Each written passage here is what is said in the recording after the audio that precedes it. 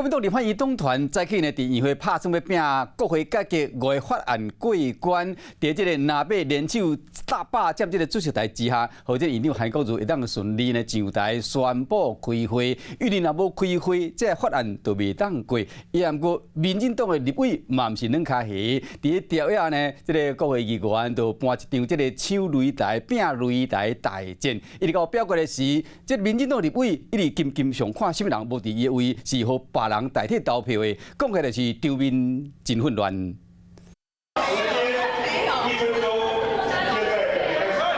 这声命令未输卡精，面对霸占主席台拿赢，民进党是啥物步数拢出啊？这边看起来真和平，不过另外一边。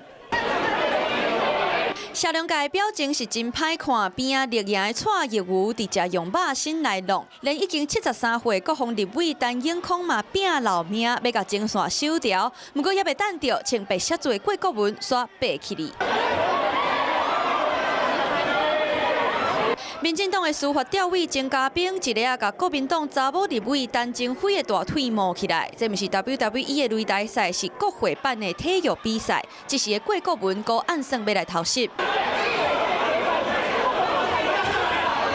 历史是古早的攻城大战，要占堡垒是真无简单。拿了两党的总调鲍坤基、郭建明，拢伫咧边监督无出手，只是看哪赢赶袂走，民进党规气就顺风杀倒墙。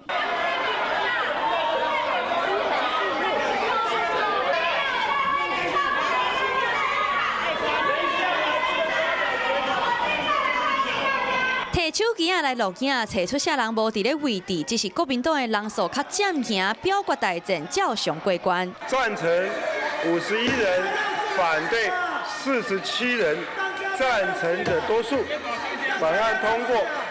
现在院会休息。为徛起哩主席台到休困，敢若经过半点钟左右，这场大战嘛考验着韩国瑜主导的功力。Hello， 大家好，我是林依文。想要抢先掌握最及时的新闻资讯吗？赶快订阅、按赞、开启小铃铛，锁定华视新闻的 YouTube 频道。